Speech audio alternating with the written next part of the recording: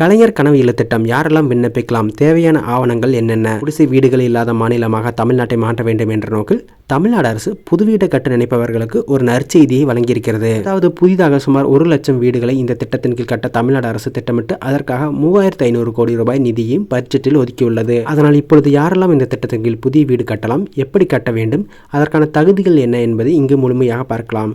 கலைஞரின் கனவு இல்ல திட்டத்தின் கீழ் கட்டப்படும் வீடுகள் 360 சதுர அடி என்ற பரப்பளவில் கட்ட வேண்டும். அதில் முக்கியமாக 300 சதுர அடி RCC கூரையுடன் காங்கிரீட்டாகவும், மீதம் இருக்கும் 60 சதுர அடி தீப்பற்றாத பொருட்கள் மூலமாக கூரையாக ஒவ்வொரு பயனாளிகளுக்கும் விருப்பத்திற்கு ஏற்ப அமைத்துக் கொள்ளலாம். இந்த திட்டத்தில் கட்டப்படும் ஒவ்வொரு வீட்டிற்கான தொகை அனைத்தும் சேர்த்து ரூபாய் 3.5 லட்சமாக இருக்க வேண்டும் என்று தெரிவிக்கப்பட்டுள்ளது. கட்டப்படும் வீட்டின் சுவர்கள் அனைத்தும் செங்கல், ACC பிளாக் மற்றும் இன்டர்லாக் சிஸ்டம் போன்ற பொருட்களால் மட்டுமே கட்டாயம் கட்டியிருக்க வேண்டும். முக்கியமாக கட்டப்படும் வீடுகளின் சுவர்கள் மண்ணால் கட்டப்படக்கூடாது. வீடு கட்டுவதற்கான செலவினை குறைக்க பயன்படுத்தும் தொழில்நுட்பங்கள், கட்டுமானங்களை விரைவாக கட்டி முடிக்க பயன்படுத்தும் தொழில்நுட்ப உபகரணங்கள் பயன்படுத்திக் கொள்ளலாம் அனுமதியும் அளிக்கப்பட்டுள்ளது. மேலும் பயனாளிகள் தேர்வு செய்பவர்கள் யார் யார் என்றால், அதாவது இந்த திட்டத்தில் தகுதியான பயனாளிகள் மட்டுமே இணைக்க வேண்டும் என்று முக்கிய நோக்கம். அது ஏழ்மை குடும்பத்தைச் சேர்ந்தவர்கள், வீடு இல்லாதவர்கள், குடிசை வீட்டில் இருப்பவர்கள், ஓட்டு வீட்டில் இருப்பவர்கள் மட்டுமே முன்னுரிமை கொடுக்கப்பட வேண்டும்.